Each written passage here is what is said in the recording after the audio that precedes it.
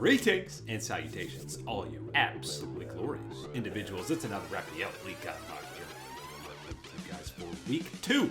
That's right, numero dos of our global power rankings. And let me tell you, the volatility is in full swing because week to week, when we're still so early, teams, the amount of games that they've played are literally doubling when we're only in week 2.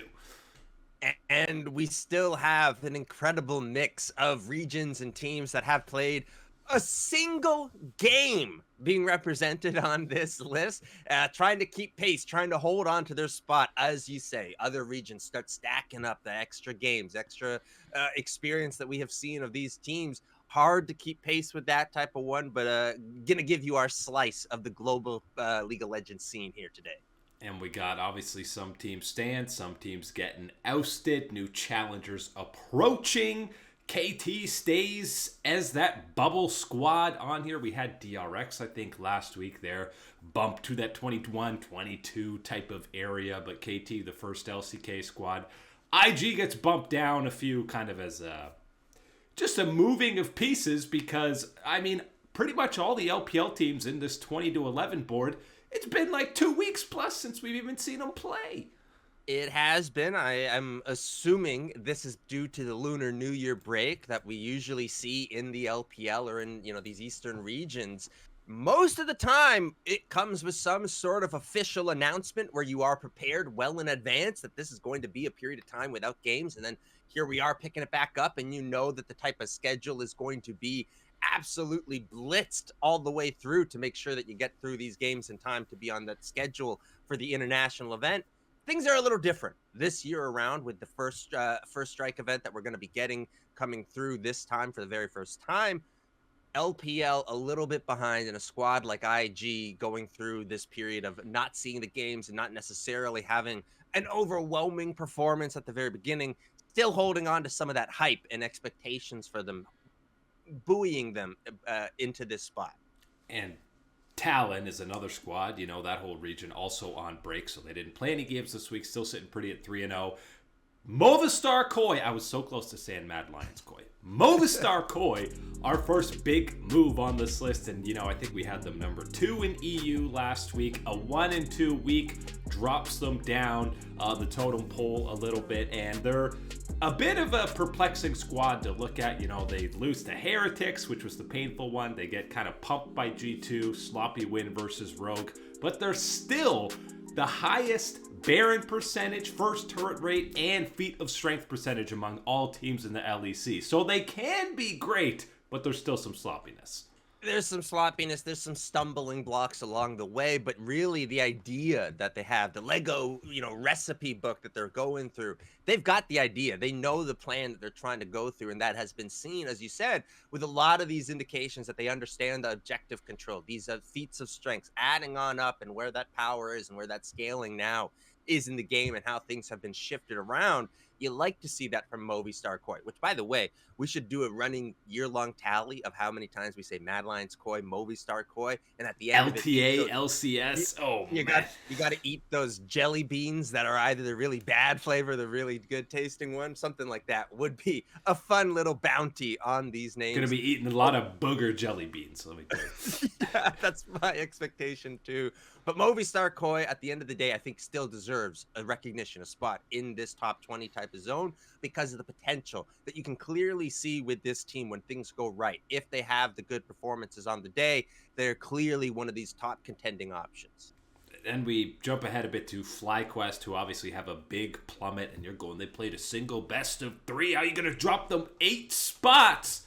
Well, they were a team that, again, they only played Shopify Rebellion last week, and we were basing their ranking pretty heavily on the world's performance because it was the same 5 returning. This is the prime example of the volatility of these early power rankings before we kind of get an averaging out of these squads. But yeah, losing in the fashion that they did to Cloud9 obviously drops them off.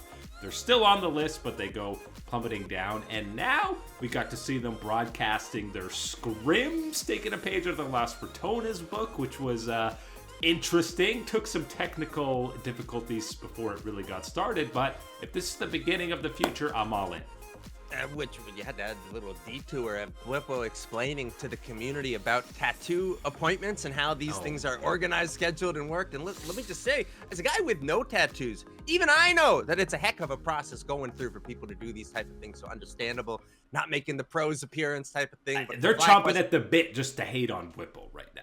Yes, and I think part of that comes with a little bit of the disappointment to start this year after the highs of, as he's outlined, making it to that quarterfinals, having that competitive 5-game series against one of the best teams in the world last year.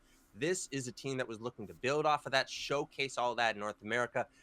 We haven't quite seen it to that extent, I think, is the way to go with this one, and it's going to be tough because this is a zone week 2 power rankings where it still is a combination of a runway of what you did last year and what you've got this year.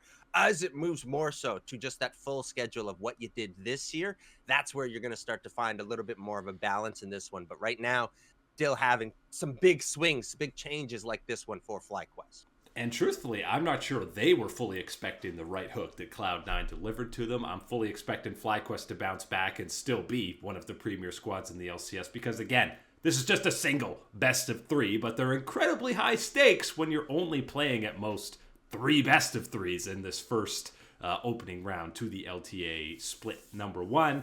KC also drops down. They lose to BDS. They get absolutely pumped by Fnatic and have a close match against Vitality, so they come back down to earth a little bit. And really, what you saw this week is when Kalist is heavily focused and basically taken out of the game, all of a sudden, KC kind of loses their teeth a little bit. Lose a lot of that momentum, a lot of that firepower, of course, being held within Kalist. And as much as we talk about, again, just even the raw skill that he's got, it's the decision making, it's the planning that he can come through in the foresight in what is the game plan. That's one of the big things. And if he's not an involved member in what's going on because of that prioritization and shutting him down, focusing in on that role from the enemy team, that makes it impossible, I think, for K Corp to find an angle. I think it really is kind of this one engine type of thing, even if the other parts are supplementary. They do help and bring things up. It is about Kalist and what he's able to do. This provides an angle for a lot of teams to identify and target in on it. But this is something that, you know what, knowing your potential, knowing the hype about it, something you're going to have to be prepared for regardless of whether it was week 2, week 3, or if it was going to happen week 8, week 9. Someone was going to clue in. Someone was going to invest everything in shutting you down and seeing if that's the game plan. And we've seen that can be a game plan against K Corp. How do you plan and how do you set up protections against that is going to be the next follow-up from K Corp.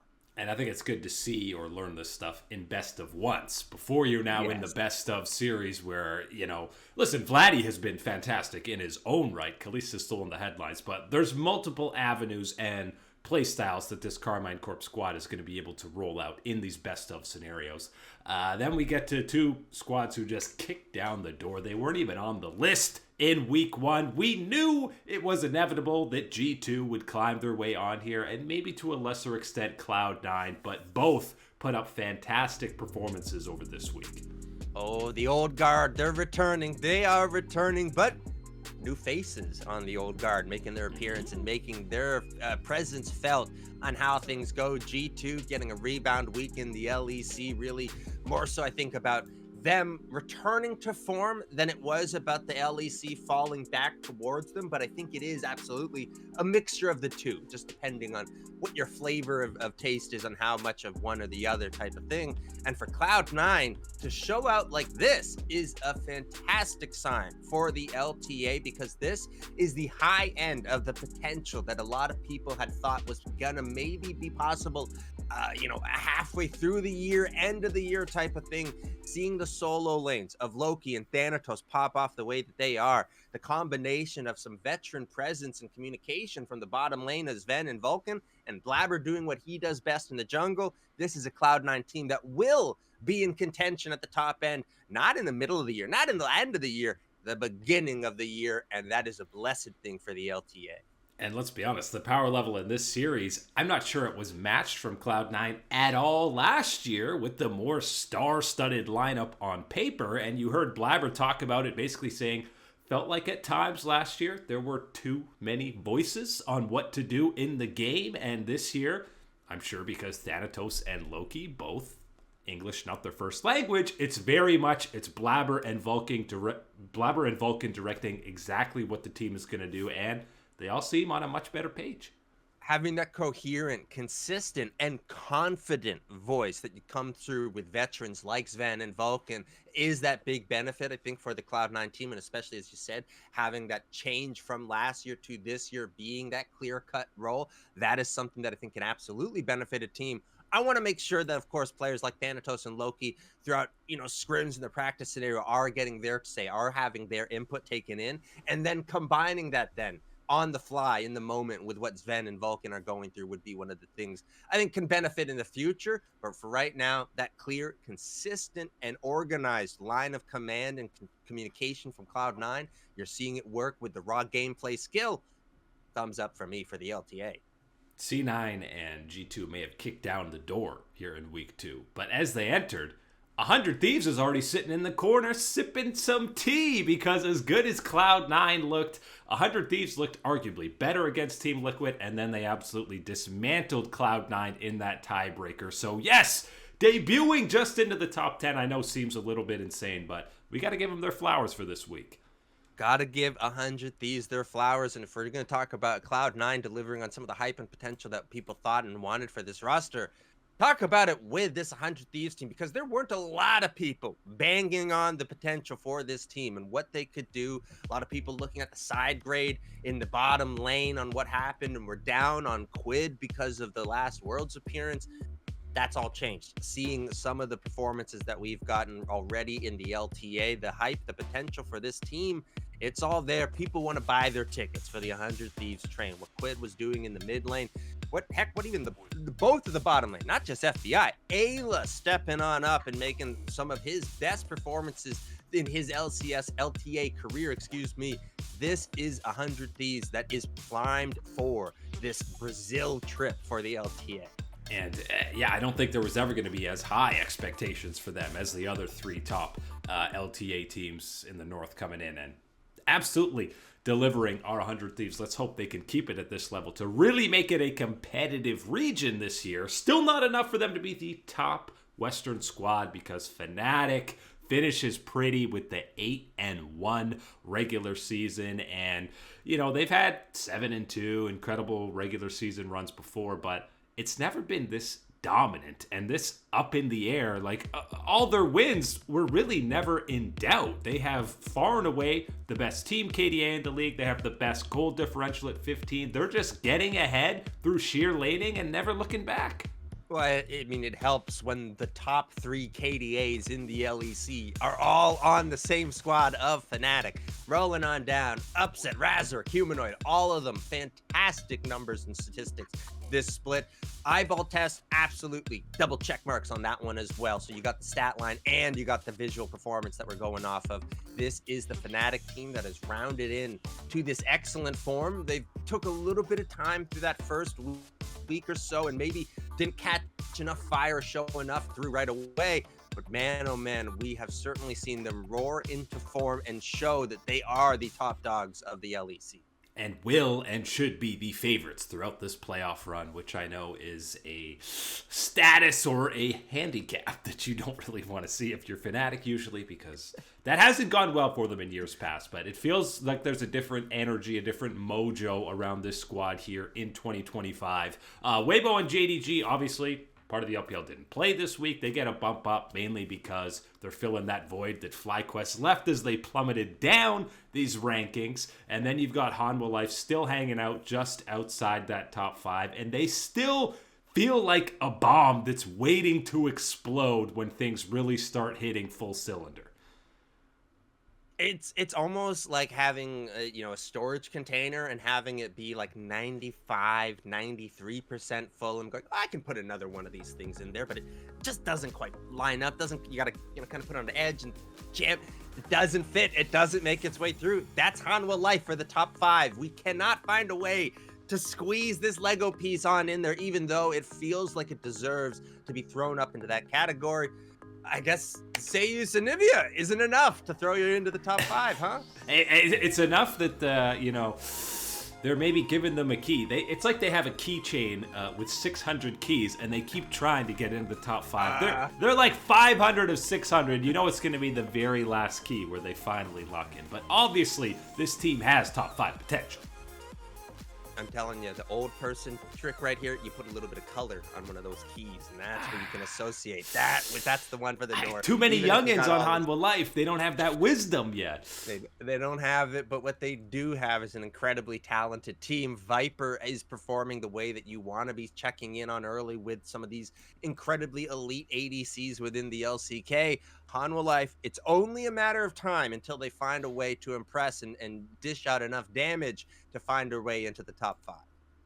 There's a reason you're talking about Viper, probably the premier AD carry in the LCK right now, and it's not a guy like Ruler on Gen.G who drop a couple of spots. Anyone's Legend didn't play a game, but I think with how the T1 series played out, and honestly, all 5 series so far for Gen.G, specifically Ruler and Chovy, it just feels like the terror isn't there. We've seen uncharacteristic mistakes from both Ruler. I mean, he gets caught out sometimes, even when he's in premier form. But Chovy's TPing into places to die. It just feels like they're not fully on form, and I'm hoping that we see that version of them come playoffs.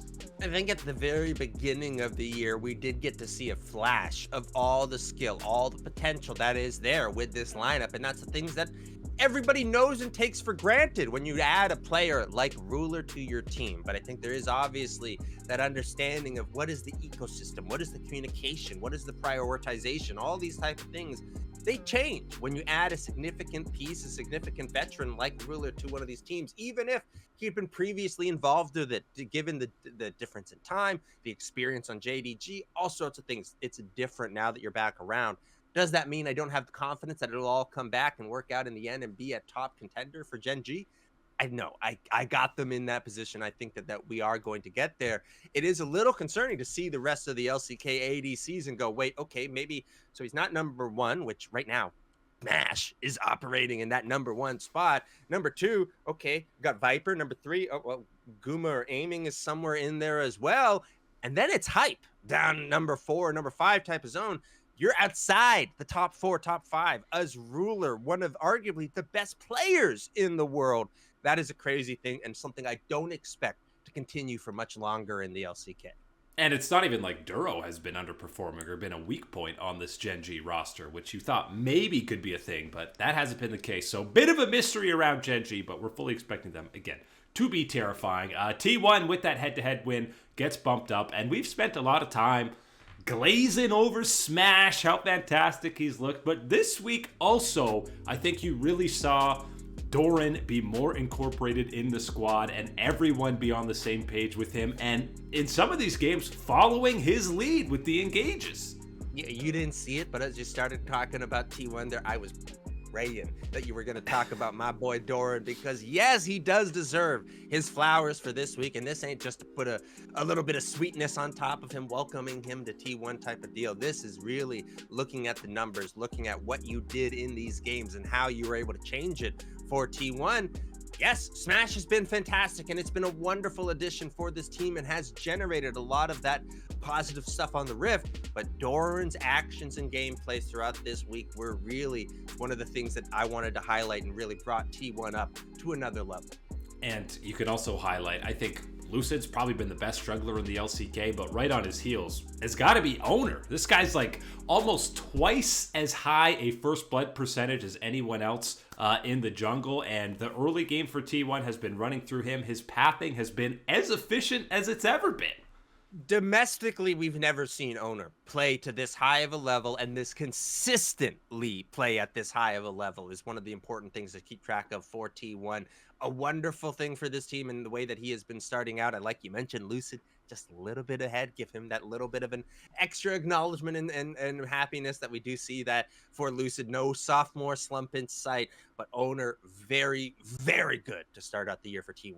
And D+, obviously, that spot ahead of them. And with a squad like T1, you know, nipping at their heels, I only have good things. We've only seen good things about D+, but for some reason, probably for historical reasons, in the back of my head, I'm sitting there. I'm waiting for this all to implode, this level that D Plus is at. I'm okay right now, and I think if you gave me a head-to-head in the next week or two, I'd still feel that way, still feel all right about D plus Kia. When you get to playoffs, that's where I'm going to start to feel the history way against a squad like this. But you know what? It is a really exciting time in the LCK to have some of, the drama, if you will, around T1 and Smash situation. You've got Zeus with Hanwha Life, Gen.G kind of not quite at that full optimum power.